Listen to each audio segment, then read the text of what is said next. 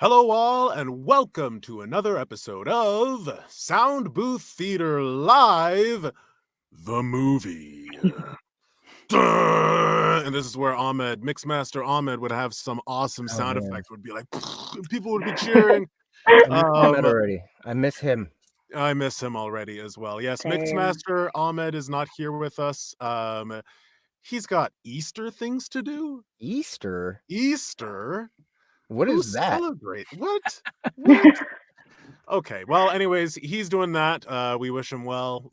Wish you were here, Ahmed. Hope you have a great night. But in the meantime, we're all here. We got Jeff Hayes, where I don't know where he is in I'm up here. relation. I'm Near over there we go. Wait, This is all I'm backwards over. for me. I can't. You're up there. This way. I'm over here. You're there. Okay. All right. So we got Jeff Hayes. We got I'm just gonna point, everywhere. We got Emily Labus, who you've met before. She is our very talented author and communications manager at Soundbooth Theater, and she's the author of the very first piece you're going to be hearing today. So thank you for joining us, Emily. Thank you for having me. And of course, the incomparable, my brother in arms in Midgar currently, Gary Francis Furlong. Woo! Ba-doom, doom, doom, doom, doom. And Gary was here last week. I'm the only person that you guys might not know because I wasn't here last week. My name's Justin Thomas James. And we got a great show for you guys today. First things first, and probably the most important thing that I'm going to tell you about this is that we're not just doing this for fun. We're getting together, we're narrating, we're acting, we're having a good time. But the main reason that we're here, Jeff, tell the people, why are we really here? We're here to collect money for the Taxes. for taxes. For our taxes. I'm gonna break some knees. Man, I just did not save enough money this year. I was not paying attention. Oh no. Oh, we're in trouble. 2 Bentleys. Platinum Bentleys. Oh, that's the worst part. I just want a Disney Plus subscription. That's all I want. That's worse. That is worse than 2 platinum Bentleys. No, what we're actually doing is we're trying to help however we can to speed up this whole quarantine thing. We are giving money to Global Giving, and we're trying to collect money from our audience to do the same. We know that this time is hard for everybody. We know that more than any other time, people need someone to hang out with. It's hard being home alone and just kind of watching the world pass by. And so we're here. We're here to be interactive. We're here to tell some stories live with you guys in person. We're watching your comments in the chat, and we're also asking anyone who's still lucky enough in this crazy time of need to have everything that they need, who maybe still has a little bit left over that they can give to help the people on the front lines of this crazy chaos, to stem the flow, stem the spread of COVID-19 however they can. And in order to do that, they need gear. And in order to get gear, they need money. And that's what Global Giving is all about. So we've been giving through Tiltify, which for some reason last week we were having credit card issues through their service. So Emily has set up a GoFundMe for this week. Our goal is $300. So within that first $300, everything that you guys give, I will be matching up to the $300. So let's say, for instance, you guys give $150, I'll give $150, and then the campaign is a success from there on out.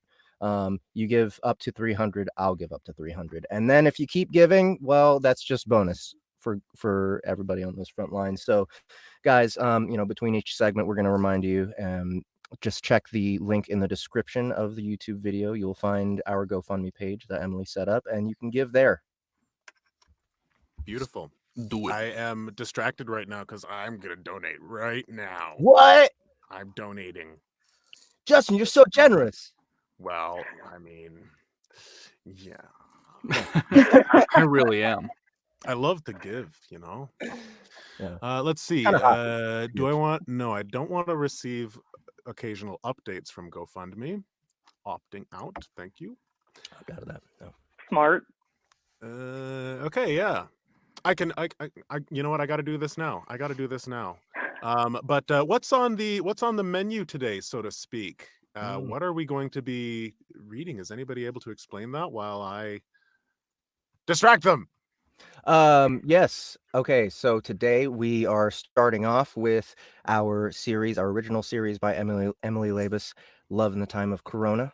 We did our first episode last week with Dory Sachs playing Felicity, but today I'll be playing Felicity.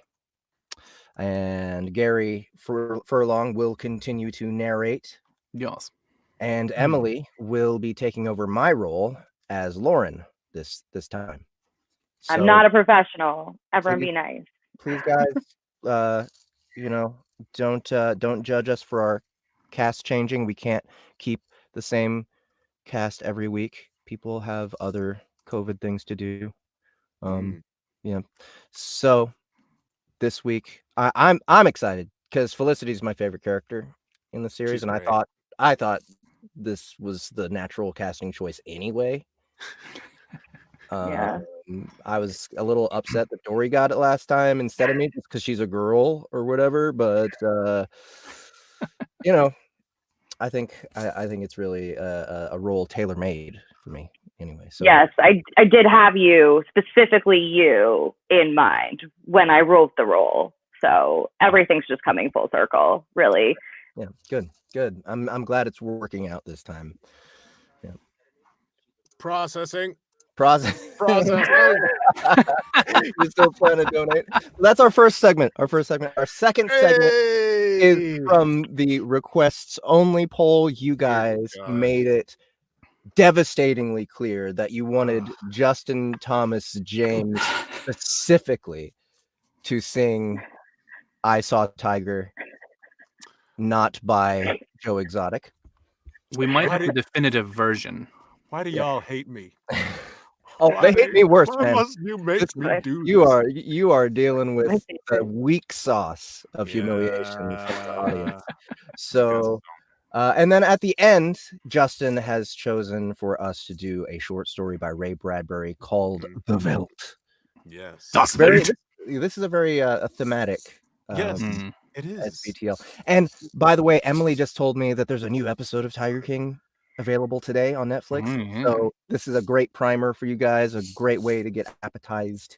I have yet to watch it. I must sit down. Oh, please do. I'm not done talking about it. Will it make him? Wait, let me ask. Will it make him a better person to watch this show? No. Will it improve? I don't know. I mean, do you feel like I'm a better person than I was 2 weeks ago? Because I feel like I am.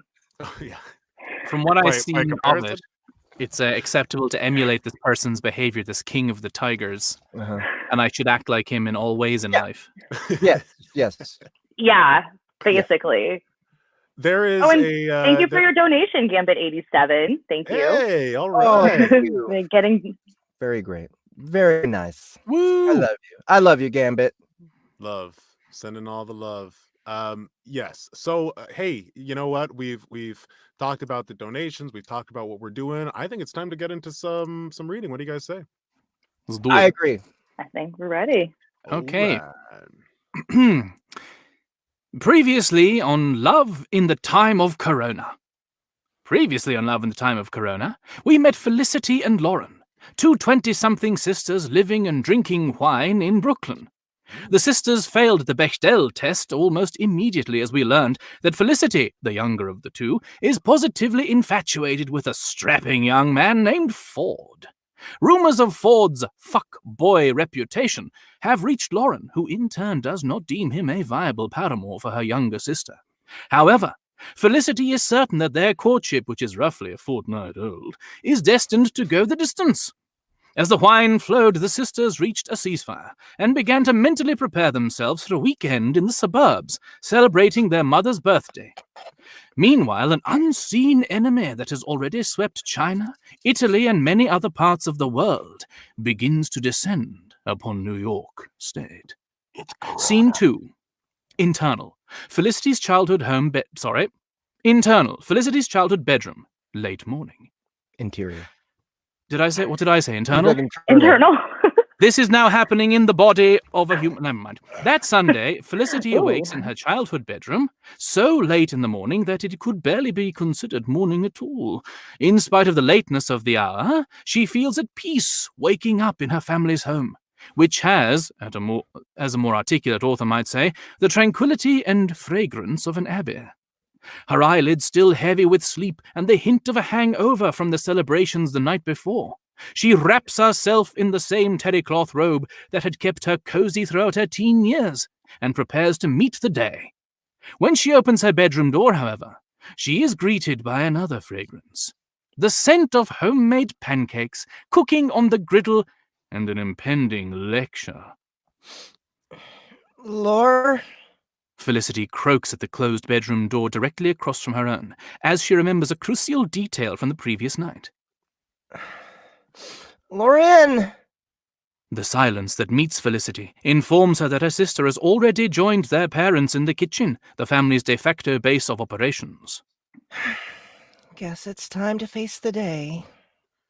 The calm with which Felicity had awoken lessens with each stomp of her feet as she heads downstairs to greet her parents and confront her sister. Morning, hon. Mrs. Davies coos as Felicity trudges into the kitchen. We were just talking about you. Where is it? Where's what? My phone, asshole. Language! Relax, I'm an adult. Barely. What was that, Dad? Oh, nothing, sweetie. Want some pancakes? I'm making a truckload. What I want is my phone back. Fine. It's in my desk drawer. Felicity turns on her heels to head back upstairs. Now, wait just a minute. You haven't even said good morning to your mother and me yet. Good morning, Mom and Dad. Good morning, Peanut. Felicity softens at the sound of her childhood nickname and decides to make the great concession of sharing a few more seconds of small talk with her family before she goes to retrieve her beloved phone. Did you have a nice time last night, Mom? I did, sweetie. Best birthday yet. You say that every year. And I mean it every year. Even though we just stayed in and had dinner here? Because we just stayed in and had dinner here.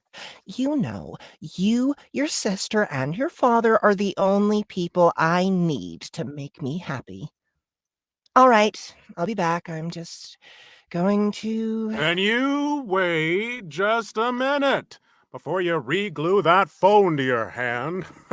Your mother and I have something we'd like to run by you. Oh, okay. What's up? Mr. and Mrs. Davies look at each other in that knowing way that had always driven Felicity crazy when she was growing up. She is particularly agitated when she notices that this particular look is also being shared with her older sister. Is everything okay?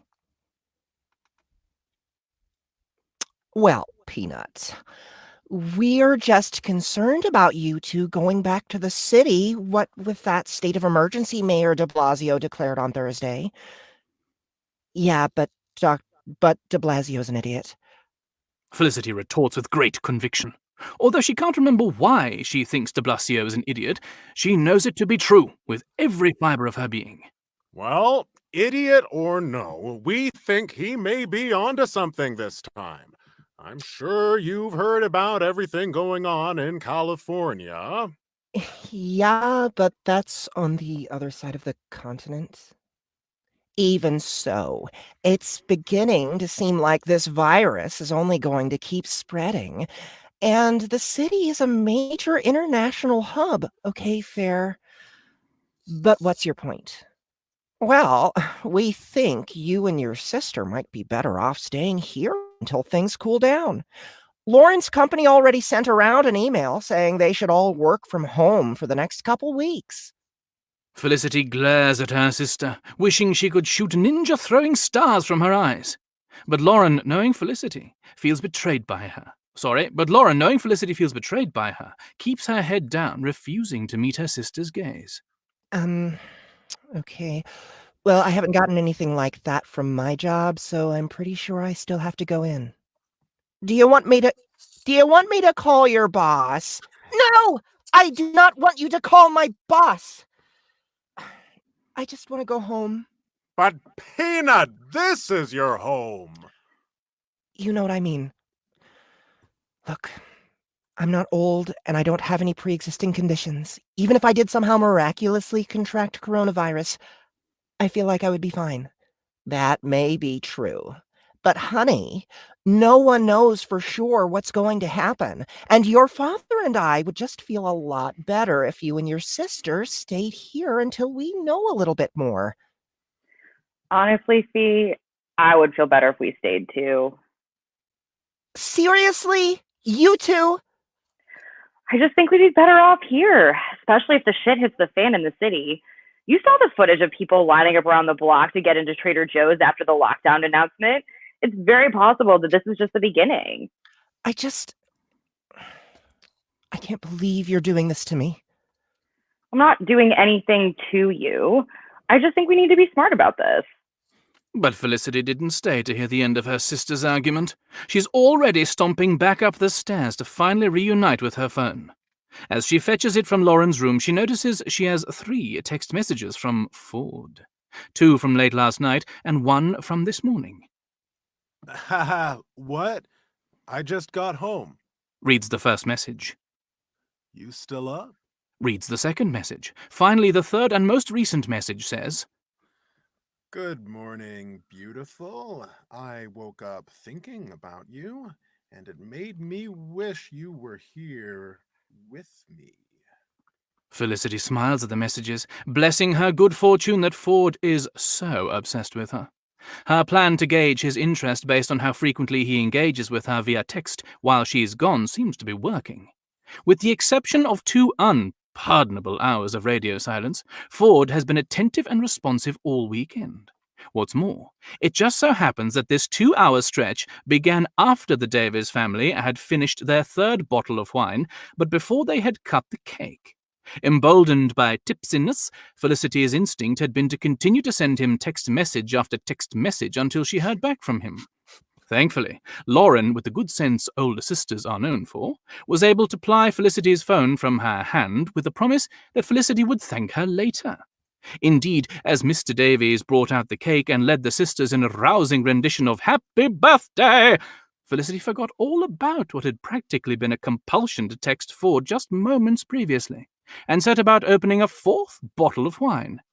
Some time later, she staggered off to bed with the vague sense she was forgetting something. Back in the city, Ford interpreted Felicity's lack of harassment as implicit trust with perhaps a tinge of disinterest. As such, he now believes Felicity to be his soulmate. Hi. I miss you. I've only been awake a few minutes, and my family is already driving me crazy, LOL. Felicity's eyes light up as she sees the 3 most beautiful dots in existence, which indicate that Ford is already typing his response. Oh no. What's up? My parents are totally overreacting to this whole COVID-19 thing. How so? They want us to stay out here in bumfuck Westchester until everything blows over. Ugh. First of all, where you grew up is way too bougie to be considered bumfuck, LOL. Felicity gives this message the ha-ha reaction. But that sucks. What does your sister say? Shockingly, she agrees with them, which sucks because the car is technically hers. I guess I can take the train back in, though. You don't think that's a little risky? Not you too, exclamation point. Ford emphasizes this message. No. I'm not worried about Corona. Although he is a little worried about Corona. I would just be worried about a stunning girl like you alone on the train. You're so full of shit, LOL. Yet she's still blushing. Am not. R2 exclamation point. Nuh-uh! Exclamation point. Yeah, huh? All right, this could go on forever. Haha. Truce? Truce. Period. For a moment, Felicity worried the conversation had reached its natural end until she saw her 3 favorite dots pop up on the screen again. So, what are you thinking? I'm thinking about you. Winking face emoji. That isn't what I meant, although it is always nice to hear, or read in this case, exclamation point. I meant, what are you gonna do about staying with your folks? Oh, period. I mean, I still think it's all so stupid. I'll probably still head back early tomorrow morning as planned. Fair enough. May not be the worst idea to hang out at home a bit longer, though. Ha ha. Don't you miss me though? Question mark, exclamation point. Of course. But I also don't think your parents are being totally insane, and even if they are being totally insane, may as well appease them a little bit. K. Period. It isn't that I'm not dying to see you. I just think it wouldn't hurt to stay away from all the action until we know what's happening. Besides, my guess is this whole thing dies down in a week. 2 tops. K. Period. I bet you and your sister will be back in your apartment before the sun sets on Friday.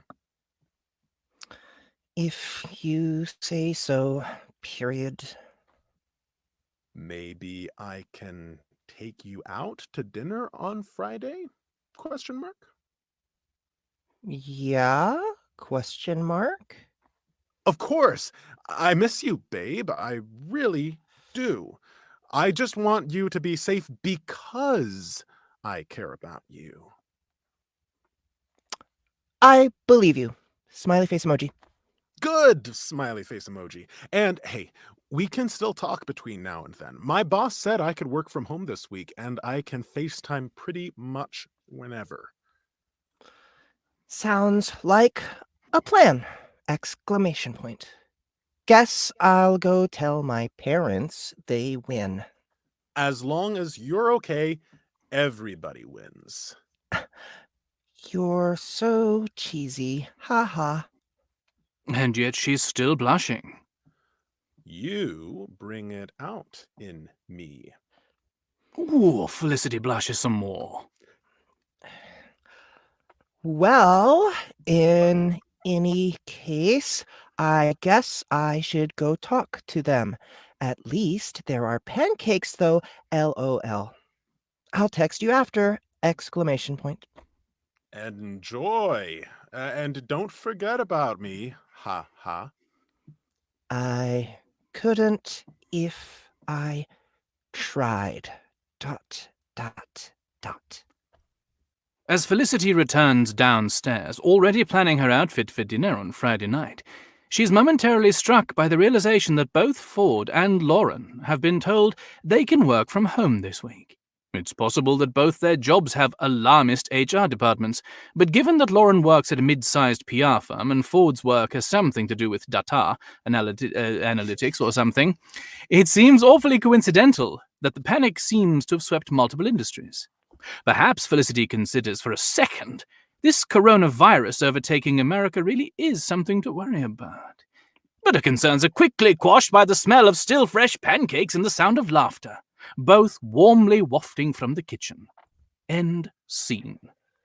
Hey! Yay! Can I make something very clear? I Yes. am not breaking wind in here. This is the sound of my jeans on the chair. So if Oh. it's No one noise, heard it. No, well, one now heard they it until know you I was said it. worried about I it. was very concerned. Okay. So thank you for Alright. explaining that. That kid's got some bad gas. I thought someone the ta. The talk. That's what I was laughing at. Yeah. I didn't actually notice the Is that like dun dun dun? No, the talk. yeah, exactly. Tripped myself up. So- I was like, ta-ta, that doesn't sound right. Am I wrong? I think that the narrator is easily the star of this show. Oh yeah. Oh, Yes, no. absolutely. It's so fun to read, so we probably should switch it up because it's so fun to read. I mean, honestly though, I've started writing with you in mind. Like when when we did the scene last week, like I guess I didn't have a specific accent in mind, but Marquez was Colombian. So I was definitely thinking something more maybe like languid and whatnot. But then when you came into it last week with like that, the kind of like David Attenborough on drugs thing, I'm like, hell yes. And so now it's like that has started to inform how I write the narrator. Obviously, I won't be heartbroken if we switch it up, but it's just interesting how that happens. I think It's like David Attenborough doing a telenovela. Yeah, exactly. Exactly. Well, It is a That ton of fun to read. That was episode Thank you. 2 of Love in the Time of Corona, an original audio drama written by Emily Labus. Thank you, Emily, Yay! for this. Thank jewel. you guys. We will continue with episode 3 next week. By the way, everybody, make sure that if you're just now joining, we're going to let you know one more time. We are trying to collect donations for Global Giving. They are a charity that supplies money to the front lines of this COVID-19 disaster in order to equip all the first responders out there who are trying to help stem the spread of coronavirus. We want this goddamn quarantine to stop. We want it to stop, Lord. Go away, And we're doing our best to help fix that. So anything you guys donate to our GoFundMe, which we set up just today, which is in the link in the description below for the YouTube video or in the actual post of the Facebook live video. If you guys could donate there, I'm matching all donations up to our goal, $300. So basically anything that you donate is getting doubled. And I will just say, I'm looking at the GoFundMe page now, and we have another donation, first of all, from Johan Holmberg. So thank you very much, Johan. Very much appreciated. And I also want to say that if you're not able to, we've got a couple donations of $50 here, and Jeff's going to be putting in a lot too. But if you're not able to give that much, don't worry about it. I mean, $5 is fantastic, and every little bit helps. So thank you to everyone who donates. It all builds up. And really, $5 is $10 at the moment. That's right. Exactly. That's right. And also, and if you can't give anything, guys, we're still happy to be entertaining you. 100%. Entertaining you. We're still happy to be here for you and just be a little beacon of friendliness in this void that we're experiencing. But if you want to help some, even without donating, please share, like, subscribe, get other people to watch this. Maybe someone else that you share this with will have enough to give, and that would be great for us. So all right, on to the next segment, right? Justin, what's next? Oh, here we go. It's a little song that a good friend of mine wrote. There's some controversy over that, but yeah, we're gonna do this. We're gonna do this song that I love so much. It's amazing. Oh, actually, do I even have the chords open? I do not. I gotta open the chords. Oh. Just addressing a question here. Is this only on Facebook or on YouTube as well? It is on YouTube. If you are on the Facebook post, you will find the link to our YouTube, the YouTube version, at the top of the comments. And it's not over, to reply to some other comments. We are far from done. we have 2 more segments, guys. Okay, so who else is here? Rasta Life Reggae, who is apparently our biggest fan. He claims this earlier. Where was this? I have receipts. I'm going to show you guys. Where'd it go? It wasn't here, was it? Oh my god! You made me into a liar, Rasta Life. How dare you, sir? Okay, but Corey Covert is here. Good to see you, man. Who's saying this? Stop it! So good at that. Sphere's my feeble mind. What is sphere? What is fair? Sphere. Sphere is my feeble. I don't know what that means. It's But spheres. we're sorry. We're sorry about that. Who else is here? I Love Pie. Good to see you. I Love Pie has been in my Discord stream a lot lately. I also love pie. And Me your too. dreams. Yeah, very uncontroversial name here. Taj L. Hey man, good to see you. It's been forever, Taj.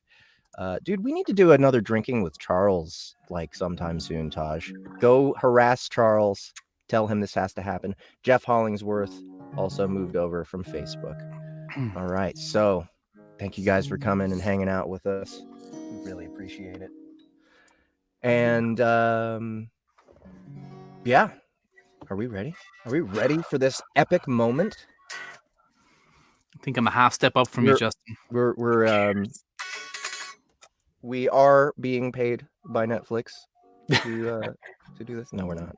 We're not. You can't say that. You got be careful. No, we're not. I just told you I was joking. Come on. I'm just trying to get their attention. It was parody. You know? Yeah, if we get in trouble with them, and if they show up and we like have drugs, like, hey guys, we're just trying to be friendly. We're just trying to make friends with you, and share drugs with them, and then maybe we'll actually get a sponsorship. I think that's usually how business works, right? I don't think Netflix does a ton of drugs. Share your drugs. Tigers are great. Good manners. I love tigers. I think that tigers are. Are you going to keep rhythm? Wonderful. Jeff's going to keep rhythm on the maracac. And we got Gary over there. Now this is going to be hard because I'm going to follow Jeff, and it's not going to line up. It's not lining up, is it, Jeff? It's beautiful. Yeah, Well, we'll see. All right. Tell all of the hunters to lay down their guns. Tell them that the tigers need a little bit of love.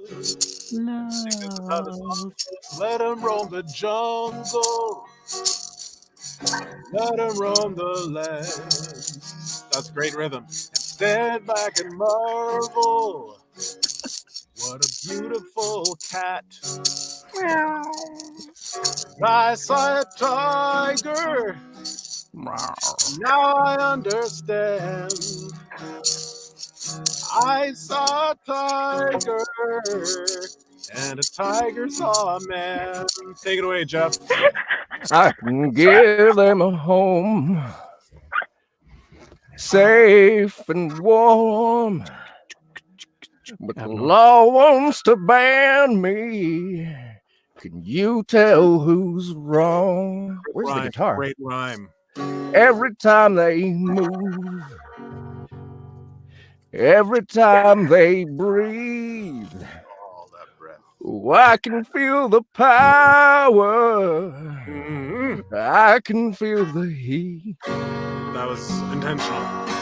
'Cause I saw a tiger. Now I understand. I saw a tiger. And a tiger saw a man. Take it away, Gary.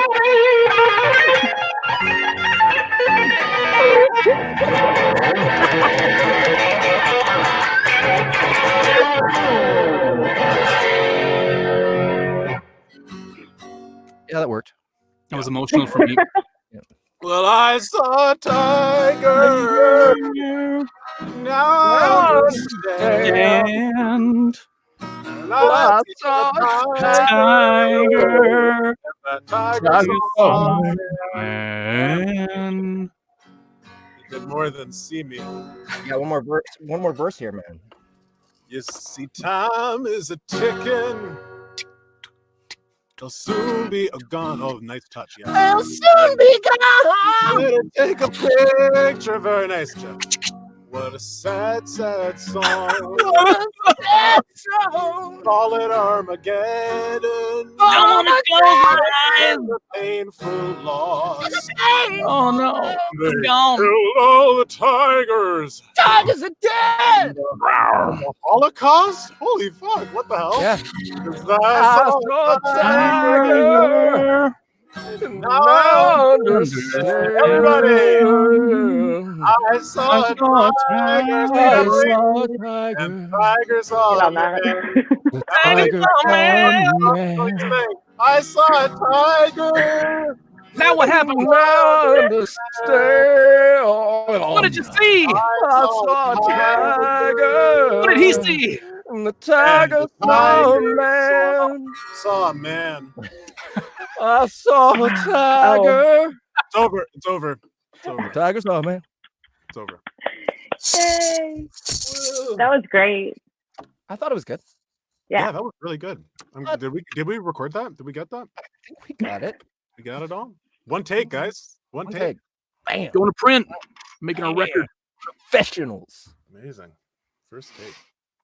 I'm glad we're saving tigers and everybody. And the from, music industry with their horrible talent. disease. Oh yes. Oh no, the guitar is stuck We're like stacking up the charities here. Sorry. Should be called Good Deed Theater Live. Good Deed Theater Live. Oh, what Yeah. the hell? Doesn't have the same ring to it. Not quite, but I think it's I think it's you know, You know. it's gonna be less confusing for people, maybe. As long as we leave the movie in there. Good Deed Theater Live movie. The movie. Good Deed Theater Live, the movie. Theater live. It's got So- legs. Just one more reminder before we move on to the next segment. That was a busking attempt. We Yeah. are holding out a pan with a handle. Do they? Do they It's a have pan. to have It's a handle pan. We're we are Handle. we are holding out a handle pan. Yeah. A handle pan with no handles because I'm holding it from the bottom. Yep. And we're asking for you guys to donate to Global Giving. They are trying to supply people at the front lines who are trying to stem the spread of COVID right now with supplies. So again, you guys, anything that you guys donate up to $300 this week, I will be doubling it for you. And our goal is 300. So We're getting Check. close. Yeah. check the description. The link is there. And if you're on Facebook, that was for YouTube. If you're on Facebook, check the original post. You will find a link there for GoFundMe. Holy moly, we got some great donations. Did we? Mhm. Look at that. Ajel, Jeff Hollingsworth and Oh, wow. Anon Imus. Thank you both. where we at? Mine's Two not If for Curb Your Enthusiasm has taught me anything, it's that Anonymous is always Ted Danson. Yes. Ted. I'd like to think that Danson. Ted Danson has donated. If Curb Your Enthusiasm has taught me anything, Guys, Even if you're not Ted Danson, we appreciate you. yes, Thank you. yes.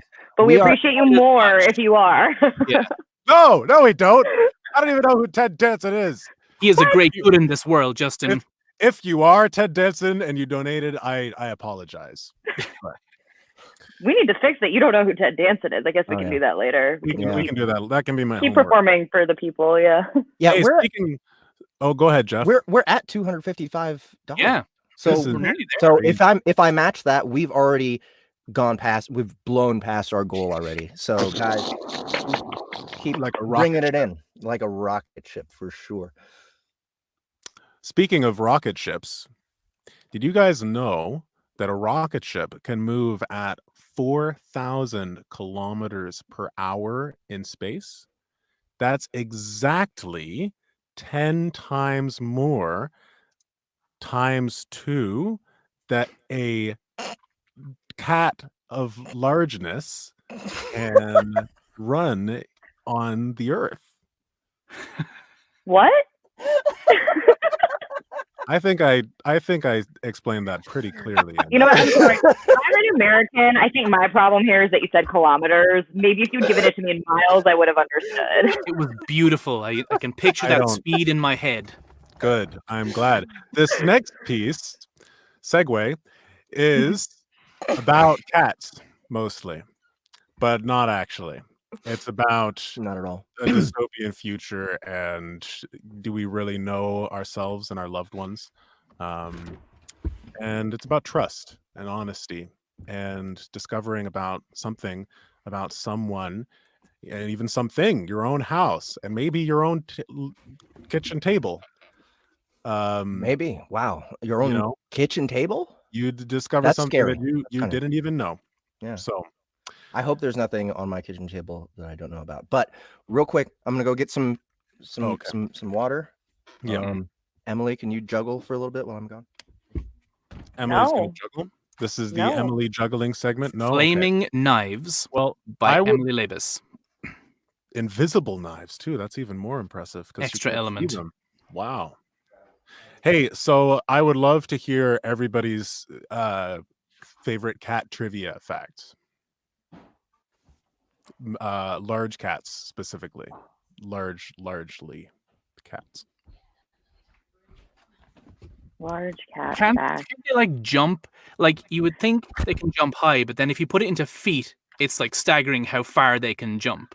Like 10 to 15 Huh? feet or more in one. Wow. Just like it's quite a large fraction of a kilometer that they can jump. Yeah. That's impressive. I think my favorite big cat fact is that Carol Baskin killed her husband. Yeah. Is that Yeah. See, it's a reference you're not going to get because you haven't seen the show. But is that from that show? With the It is tiger? the one that we just paid homage to, in fact. I haven't Oh, watched. this is a cool kid. But someone okay, so we have some cat fact comments. Do you want to read this? before we move? Ooh. This is what I really wanted. Math checks out. Oh, that's not one. Here we go. Cats can either purr or roar, but not both. But humans They can. they can't Jeff, give roar. us your best purr roar. A purr roar. Yes. Hun. That's about as good as I can do. That's Pretty good. Pretty good. Oh, They can can they hiss at the same time too? Can you give us a hiss as All right, well? let's Or a hiss in there? all three at once. That was it. That was Yeah, it. that That's was great. good. Are you a cat? No. Hey, we should Oh, read this don't be next story. silly. Oh yeah. I Yeah. apologize. I keep on getting distracted. Clicking So on weird links. this story has a special place in my heart. This was written by Ray Bradbury, who unfortunately is no longer with us, but it was written in 1950, and not only is it I'm just excited for you guys to hear it, because not only are there large cats in it, but there's also something in it that I think that a lot of our listeners are interested in regarding reality and digital versions of that. So without further adulation, The Veldt by Ray Bradbury, written in 1950. George, I wish you'd look at the nursery. What's wrong with it? I don't know. Well then, I just want you to look at it. I just want you to look at it is all. Or call a psychologist in to look at it. what would a psychologist want with a nursery? You know very well what he'd want. His wife paused in the middle of the kitchen and watched the stove busy humming to itself, making supper for 4. It's just that the nursery is different now than it was. All right, let's have a look. They walked down the hall of their soundproofed, happy life home, which had cost them $30,000 installed. This house, which clothed and fed and rocked them to sleep and played and sang and was good to them. Their approach sensitized a switch somewhere, and the nursery light flicked on when they came within 10 feet of it. Similarly, behind them in the halls, Lights went on and off as they left them behind, with a soft automaticity, Well, said George Hadley. They stood on the thatched roof of the nursery. It was 40 feet across by 40 feet long and 30 feet high. It had cost half again as much as the rest of the house, but nothing's too good for our children. George had said. One sec. They were on the floor of the nursery, not the roof. Just Oh, get the the image floor right. of the thatched floor of the yes, is the thatched floor of the nursery. I don't know where I got roof from. it's the opposite. I've That- never heard of a thatched floor, but anyway. Me neither. Oh, you need to play. You know- You need to play It's Arc. Arc. Yeah, it's Arc that I got the roof from. Okay. The nursery was silent. It was empty as a jungle glade at hot high noon. The walls were blank and two-dimensional. Now, as George and Lydia Hadley stood in the center of the room, the walls began to purr and recede into a crystalline distance, it seemed. And presently, an African Veldt appeared, in 3 dimensions, on all sides in color reproduced to the final pebble and bit of straw. The ceiling above them became a deep sky with a hot yellow sun. George Hadley felt the perspiration start on his brow. Let's get out of this sun. He said. This is a little too real, but I don't see anything wrong. Wait a moment, you'll see. Said his wife. Now, the hidden odorophonics were beginning to blow a wind of odor at the 2 people in the middle of the baked Veltland. The hot straw smell of lion grass, the cool green smell of the hidden water pool, the great rusty smell of animals, the smell of dust like a red paprika in the hot air. And now the sounds, the thump of distant antelope feet on grassy sods, the papery rustling of vultures, a shadow passing through the sky. The shadow flickered on George Hadley's upturned, sweating face. Filthy creatures. He heard his wife say. The vultures. You see, they're the lions, far over that way. Now they're on their way to the water hole. They've just been eating. Said Lydia. I don't know what. Some animal. George Hadley put his hand up to shield off the burning light from his squinted eyes. A zebra or a baby giraffe, maybe. Are you sure? His wife sounded peculiarly tense. No, it's a little late to be sure. He said, amused. Nothing over there I can see but cleaned bone and the vultures dropping for what's left. Did you hear that scream? She asked. No. About a minute ago? Sorry, no. The lions were coming. And again George Hadley was filled with admiration for the mechanical genius who had conceived this room. A miracle of efficiency selling for an absurdly low price. Every home should have one. Oh, occasionally they frightened you with their clinical accuracy. They startled you, gave you a twinge. But most of the time, what fun for everyone, not only your own son and daughter, but for yourself, when you felt like a quick jaunt to a foreign land, a quick change of scenery. Well, here it was. And here were the lions now, 15 feet away, so real, so feverishly and startlingly real that you could feel the prickling fur on your hand, and your mouth was stuffed with the dusty upholstery smell of their heated pelts, and the yellow of them was in your eyes, like the yellow of an exquisite French tapestry, the yellows of lions and summer grass, and the sound of the matted lion lungs exhaling on the silent noontide, and the smell of meat from the panting, dripping mouths. The lions stood, looking at George and Lydia Hadley with terrible green-yellow eyes. Watch out! Screamed Lydia. The lions came running at them. Lydia bolted and ran. Instinctively, George sprang after her. Outside in the hole with the door, Outside in the hall, with the door slammed, he was laughing and she was crying, and they both stood appalled at each other's reaction. George! Lydia! Oh, my dear, poor, sweet Lydia. They almost got us!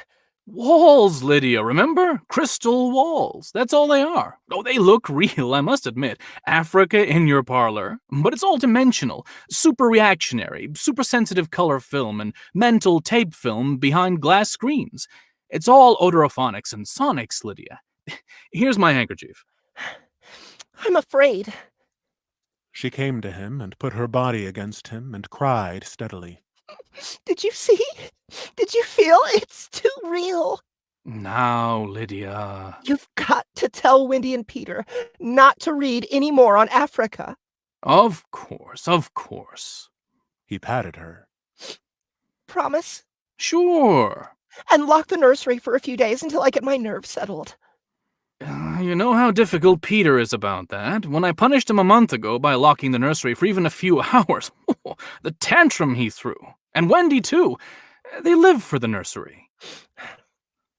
It's got to be locked. That's all there is to it. All right. Reluctantly, he locked the huge door. You've been working too hard. You need a rest. I don't know. I don't know. Blowing her nose, sitting down in a chair that immediately began to rock and comfort her. Maybe I don't have enough to do. Maybe I have time to think too much. Why don't we shut the whole house off for a few days and take a vacation? You mean you want to fry my eggs for me? Yes. She nodded. And damn my socks? Yes. A frantic, watery-eyed nodding. And sweep the house? Yes. Yes. Oh, yes. But I thought that's why we bought this house, so we wouldn't have to do anything. That's just it. I feel like I don't belong here. The house is wife and mother now, and nursemaid. Can I compete with an African Veldt? Can I give a bath and scrub the children as efficiently or quickly as the automatic scrub bath can? I cannot. And it isn't just me. It's you. You've been awfully nervous lately. I suppose I have been smoking too much. You look as if you don't know what to do with yourself in this house either. You smoke a little more every morning and drink a little more every afternoon and need a little more sedative every night. You're beginning to feel unnecessary too. Am I? He paused and tried to feel into himself to see what was really there. George. She looked beyond him at the nursery door. Those lions can't get out of there, can they? He looked at the door and saw it tremble, as if something had jumped against it from the other side. Of course not, he said. At dinner, they ate alone, for Wendy and Peter were at a special plastic carnival across town and bad televised home to stay to say they'd be late. Had televised. Oh, had, yes. You know what? There's a couple B's that are supposed to be H's. Suppose. Yes. For Wendy and Peter were at a special plastic carnival across town that had televised home to say they'd be late to go ahead eating. So George Hadley, bemused, sat watching the dining room table produce warm dishes of food from its mechanical interior. We forgot the ketchup, he said. Sorry. Said a small voice within the table, and ketchup appeared. As for the nursery, thought George Hadley, it won't hurt for the children to be locked out of it. Oh, you know what? Let's do this. Let's do this. Yeah. Okay. As for the nursery, thought George Hadley, it won't hurt for the children to be locked out of it a while. Too much of anything isn't good for anyone. Is that right? And it was clearly indicated that the children had been spending a little too much time on Africa. That sun. He could feel it on his neck still, like a hot paw. And the lions. And the smell of blood. Remarkable how the nursery caught the telepathic emanations of the children's minds and created life to fill their every desire. The children thought lions, and there were lions. The children thought zebras, and there were zebras. Sun, sun. Giraffes, giraffes. Death, and death. That last. He chewed tastelessly on the meat that the table had cut for him. Death thoughts. They were awfully young, Wendy and Peter, for death thoughts. Or, no, you were never too young, really. Long before you knew what death was, you were wishing it on someone else. When you were 2 years old, you were shooting people with cap pistols. But this, the long, hot African veldt, the awful death in the jaws of the lion, and repeated again and again. Where are you going? He didn't answer Lydia. Preoccupied, he let the lights glow softly on ahead of him, extinguish behind him as he padded to the nursery door. He listened against it. Far away, a lion roared. He unlocked the door and opened it. Just before he stepped inside, he heard a faraway scream, and then another roar from the lions, which subsided quickly. He stepped into Africa. How many times in the last year had he opened this door and found Wonderland, Alice, the Mock Turtle, or Aladdin and his magical lamp, or Jack Pumpkinhead of Oz, or Dr. Dolittle, or the cow jumping over a very real-appearing moon, all the delightful contraptions of a make-believe world. How often had he seen Pegasus flying in the sky ceiling, or seen fountains of red fireworks, or heard angel voices singing? But now, this yellow, hot Africa, this bake oven with murder in the heat. Perhaps Lydia was right. Perhaps they needed a little vacation from the fantasy, which was growing a bit too real for 10-year-old children. It was all right to exercise one's mind with gymnastic fantasies, but when the lively child mind settled on one pattern, it seemed that at a distance, for the past month, he had heard lions roaring and smelled their strong odor seeping as far away as his study door. But, being busy, he had paid it no attention. George Hadley stood on the African grassland alone. The lions looked up from their feeding, watching him. The only flaw to the illusion was the open door through which he could see his wife, far down the dark hall, like a framed picture, eating her dinner abstractedly. Go away! Go away! He said to the lions. They did not go. He knew the principle of the room exactly. You sent out your thoughts, whatever you thought would appear. Let's have Aladdin and his lamp, he snapped. The Veltland remained. The lions remained. Come on, room. I demand Aladdin, he said. Nothing happened. The lions mumbled in their baked pelts. Aladdin! He went back to dinner. The full room's out of order, he said. It won't respond. Or what? Or it can't respond, said Lydia. Because the children have thought about Africa and lions and killing so many days that the room's in a rut. Could be. Or Peter's set it to remain that way. Set it? He may have got into the machinery and fixed something. Peter doesn't know machinery. He's a wise one for 10. That IQ of his. Nevertheless. Hello, Mom. Hello, Dad. The Hadleys turned. Wendy and Peter were coming in the front door, cheeks like peppermint candy, eyes like bright blue agate marbles, a smell of ozone on their jumpers from their trip in the helicopter. You're just in time for supper, said both parents. We're full of strawberry ice cream and hot dogs, said the children, holding hands. But we'll sit and watch. Yes, come tell us about the nursery, said George Hadley. The brother and sister blinked at him and then at each other. Nursery? All about Africa and everything. Said the father with false joviality. I don't understand. Said Peter. Your mother and I were just traveling through Africa with rod and reel. Tom Swift and his electric lion. Said George Hadley. There's no Africa in the nursery. Said Peter simply. Oh, come now, Peter. We know better. I don't remember any Africa. Said Peter to Wendy. Do you? No. Run, see, and come tell. She obeyed. Wendy, come back here. Said George Hadley, but she was gone. The house lights followed her like a flock of fireflies. Too late, he realized he had forgotten to lock the nursery room door after his last inspection. Wendy'll look and come tell us. Said Peter. She doesn't have to tell me. I've seen it.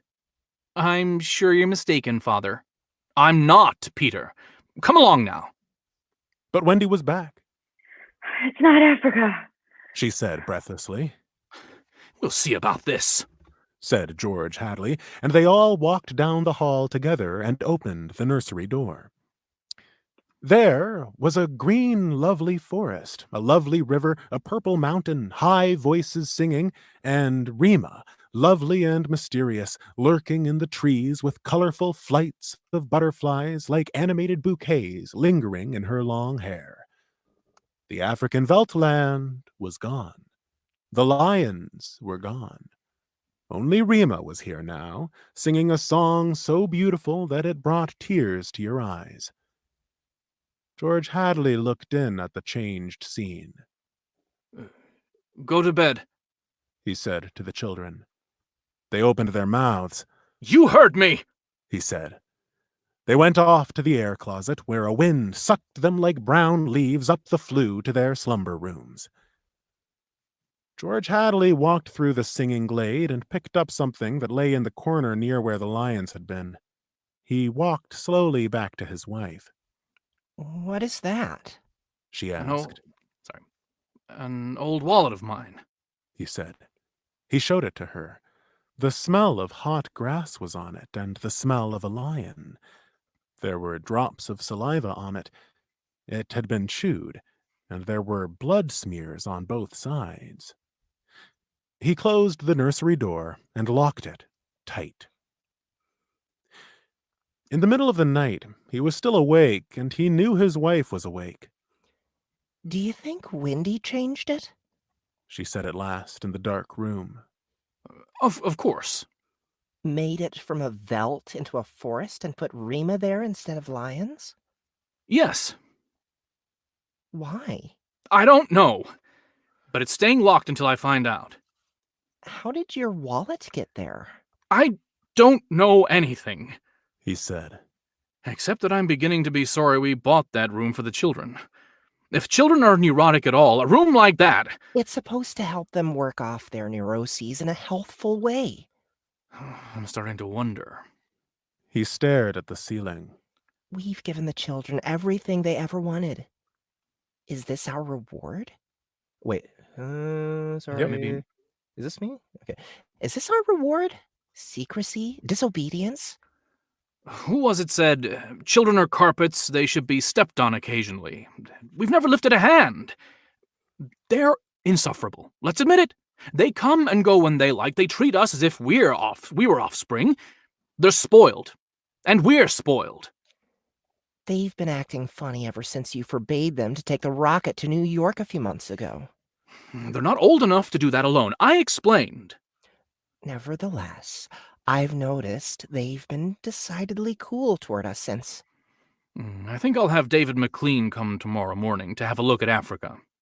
But it's not Africa now. It's Green Mansion's country and Rima. Hmm. I have a feeling it'll be Africa again before then. A moment later, they heard the screams. Two screams, two people screaming from downstairs, and then a roar of lions. Wendy and Peter aren't in their rooms, said his wife. He lay in his bed with his beating heart. No, he said. They've broken into the nursery. Those screams. They sound familiar. Do they? Yes. Awfully. And although their beds tried very hard, the two adults couldn't be rocked to sleep for another hour. A smell of cats was in the night air. Father? Said Peter. Yes? Peter looked at his shoes. He never looked at his father anymore, nor at his mother. Sorry. You aren't going to lock up the nursery for good, are you? That all depends. On what? Snapped Peter. On you and your sister. If you intersperse this Africa with a little variety, or Sweden perhaps, or Denmark, or China, I thought we were free to play as we wished. You are. Within reasonable bounds. What's wrong with Africa, Father? Oh, so now you admit you have been conjuring up Africa, do you? I wouldn't want the nursery locked up. Said Peter coldly. Ever. Matter of fact, we're thinking of turning the whole house off for a month. Live sort of a carefree, one-for-all existence. That sounds dreadful. Would I have to tie my own shoes instead of letting the shoe tire do it? And brush my own teeth and comb my hair and give myself a bath? It would be fun for a change, don't you think? No, it would be horrid. I didn't like it when you took out the picture painter last month. That's because I wanted you to learn to paint all by yourself, son. I don't want to do anything but look and listen and smell. What else is there to do? All right. Go play in Africa. Will you shut off the house sometime soon? We're considering it. I don't think you'd better consider it any more, Father. I won't have any threats from you, my son. Very well. And Peter strolled off to the nursery. Am I on time? Said David McLean. Breakfast? Asked George Hadley. Thanks, had some. What's the trouble? David, you're a psychologist. I should hope so. Well then, have a look at our nursery. You saw it a year ago when you dropped by. Did you notice anything peculiar about it then? Can't say I did. The usual violences, tendency toward a slight paranoia here or there, usual in children because they feel persecuted by parents constantly. But no, really nothing. They walked down the hall. I locked the nursery up, Explained the father. and the children broke back into it during the night. I let them stay so they could form the patterns for you to see. There was a terrible screaming from the nursery. There it is, Said George Hadley. See what you make of it. They walked in on the children without rapping. The screams had faded. The lions were feeding. Run outside a moment, children. Said George Hadley. No, don't change the mental combination. Leave the walls as they are. Get! With the children gone, the two men stood studying the lions clustered at a distance, eating with great relish whatever it was they had caught. I wish I knew what it was. Said George Hadley. Sometimes I can almost see. Do you think if I brought high-powered binoculars here and... David McLean laughed dryly. Hardly. He turned to study all four walls. How long has this been going on? A little over a month. It certainly doesn't feel good. I want facts, not feelings. My dear George, a psychologist never saw a fact in his life. He only hears about feelings. Vague things. This doesn't feel good, I tell you. Trust my hunches and my instincts. I have a nose for something bad. This is very bad. My advice to you is to have the whole damn room torn down and your children brought to me every day during the next year for treatment. Is that bad? Is it that bad? I'm afraid so. One of the original uses of these nurseries was so that we could study the patterns left on the walls by the child's mind, study at our leisure, and help the child. In this case, however, the room has become a channel toward destructive thoughts instead of a release away from them. Didn't you sense this before? I sensed only that you had spoiled your children more than most, and now you're letting them down in some way. What way? I wouldn't let them go to New York. What else? I've taken a few machines from the house and threatened them, a month ago, with closing up the nursery unless they did their homework. I did close it for a few days to show I meant business. Aha! Does that mean anything? Everything. Where before they had a Santa Claus, now they have a Scrooge. Children prefer Santas. You've let this room and this house replace you and your wife in your children's affections. This room is their mother and father, far more important in their lives than their real parents. And now you come along and want to shut it off. No wonder there's hatred here. You can feel it coming out of the sky. Feel that sun. George, you'll have to change your life. Like too many others, you've built it around creature comforts. Why, you'd starve tomorrow if something went wrong in your kitchen. You wouldn't know how to tap an egg. Nevertheless, turn everything off. Start new. It'll take time, but we'll make good children out of bad in a year. Wait and see. But won't the shock be too much for the children, shutting the room up abruptly for good? I don't want them going any deeper into this, that's all. The lions were finished with their red feast. The lions were standing on the edge of the clearing, watching the two men. Now I'm feeling persecuted, said McLean. Let's get out of here. I never have cared for these damned rooms. Make me nervous. The lions look real, don't they? Said George Hadley. I don't suppose there's any way...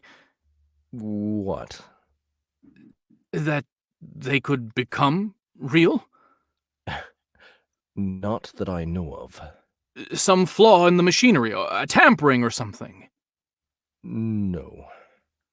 They went to the door.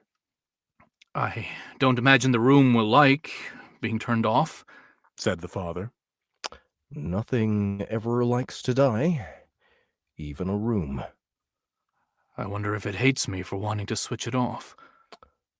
Paranoia is thick around here today, said David McLean. You can follow it like a spoor. Hello. He bent and picked up a bloody scarf. This yours? No. George Hadley's face was rigid. It belongs to Lydia. They went to the fuse box together and threw the switch that killed the nursery. The two children were in hysterics. They screamed and pranced and threw things. They yelled and sobbed and swore and jumped at the furniture. You can't do that to the nursery. You can't. Now, children.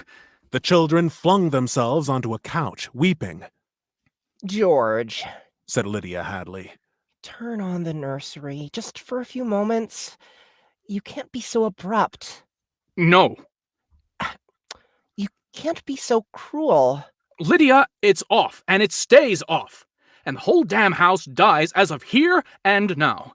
The more I see of the mess we've put ourselves in, the more it sickens me. We've been contemplating our mechanical, electronic navels for too long. My God, how we need a breath of honest air.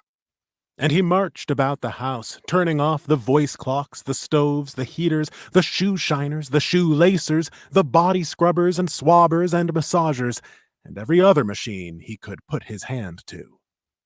The house was full of dead bodies, it seemed. It felt like a mechanical cemetery, so silent. None of the humming, hidden energy of machines waiting to function at the tap of a button. Don't let them do it! Wailed Peter at the ceiling, as if he was talking to the house, the nursery. Don't let Father kill everything! He turned to his father. Oh, I hate you. Insults won't get you anywhere. I wish you were dead. We were, for a long while. Now, we're going to really start living. Instead of being handled and massaged, we're going to live.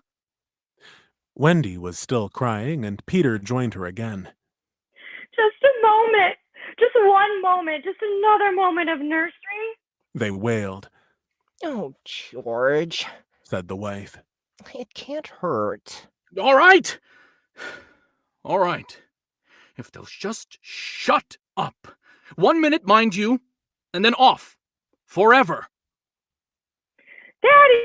Daddy! Sang the children, smiling with wet faces. That's you. That's you, George, yeah. And then we're going on vacation. David McLean is coming back in half an hour to help us move out and get to the airport. I'm going to dress. You turn the nursery on for a minute, Lydia. Just a minute, mind you. And the three of them went babbling off, while he let himself be vacuumed upstairs through the air flue and set about dressing himself. A minute later, Lydia appeared. I'll be glad when we get away. She sighed. Did you leave them in the nursery? I wanted to dress too. Ugh, that horrid Africa. What can they see in it? Well, in 5 minutes we'll be on our way to Iowa. Lord, how did we ever get in this house? What prompted us to buy a nightmare?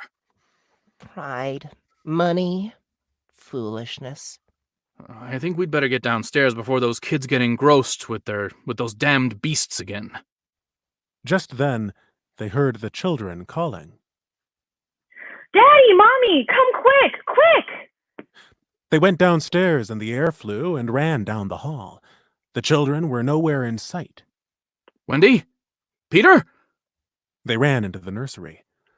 The Veldt land was empty, save for the lions, waiting, looking at them. Peter? Wendy? The door slammed. Wendy? Peter? George Hadley and his wife whirled and ran back to the door. Open the door! Cried George Hadley, trying the knob. Why, they've locked it from the outside. Peter! He beat at the door. Open up! He heard Peter's voice outside, against the door. Don't let them switch off the nursery and the house, he was saying. Mr. and Mrs. George Hadley beat at the door. Now, don't be ridiculous, children. It's time to go. Mr. McLean will be here in a minute, And then they heard the sounds. The lions, on 3 sides of them, in the yellow veldt grass, padding through the dry straw, rumbling and roaring in their throats. The lions. Mr. Hadley looked at his wife, and they turned and looked back at the beasts, edging slowly forward, crouching, tails stiff. Mr. and Mrs. Hadley screamed. And suddenly, they realized why those other screams had sounded familiar. Well, here I am, said David McLean in the nursery doorway. Oh, hello.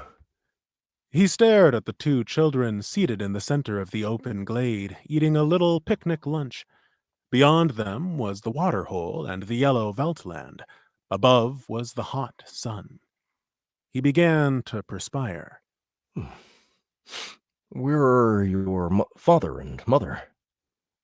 The children looked up and smiled. Oh, they'll be here directly. Good. We must get going. At a distance, Mr. McLean saw the lions fighting and clawing, and then quieting down to feed in silence under the shady trees. He squinted at the lions with his hand tipped to his eyes. Now the lions were done feeding. They moved to the water hole to drink. A shadow flickered over Mr. McLean's hot face. Many shadows flickered. The vultures were dropping down the blazing sky. A cup of tea? Asked Wendy in the silence. The end. Oof. Shit, yeah. That's Yeah. a chilling one. Whoops. Yeah, that was cool. I like that. Yeah.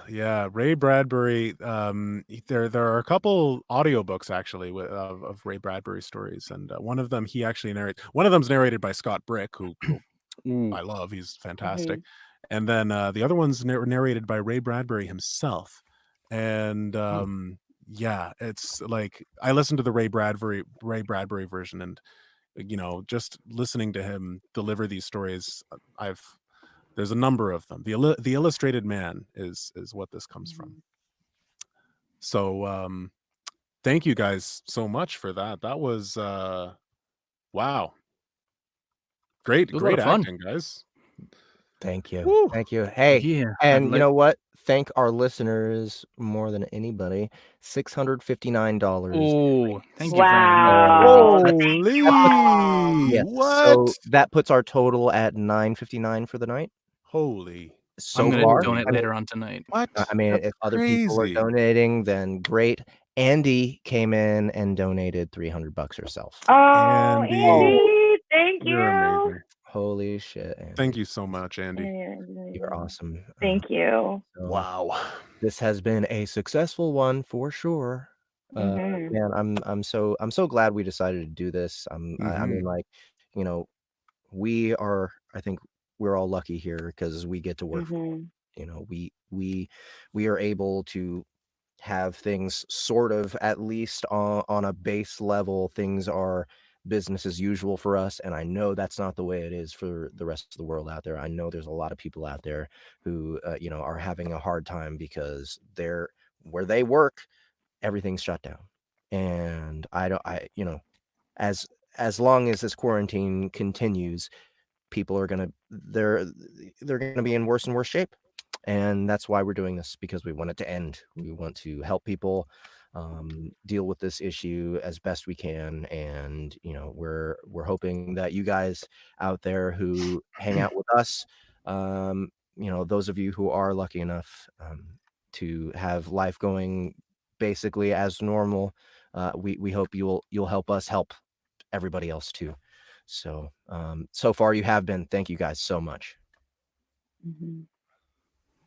Yeah. This is really something. I'm blown away. I'm at a loss for words.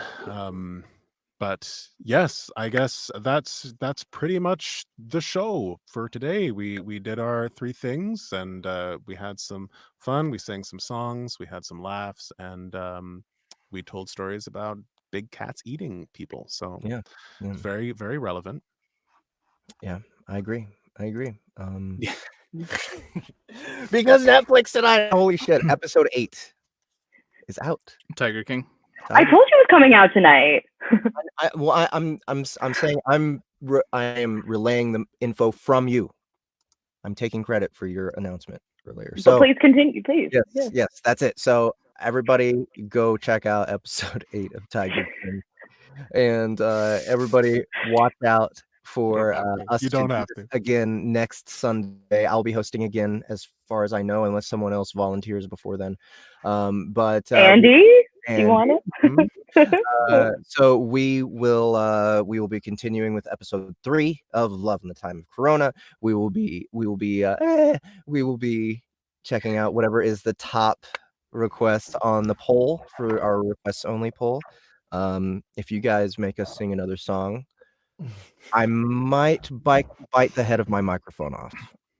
I don't know. We'll see. But please don't, even though I know you probably will.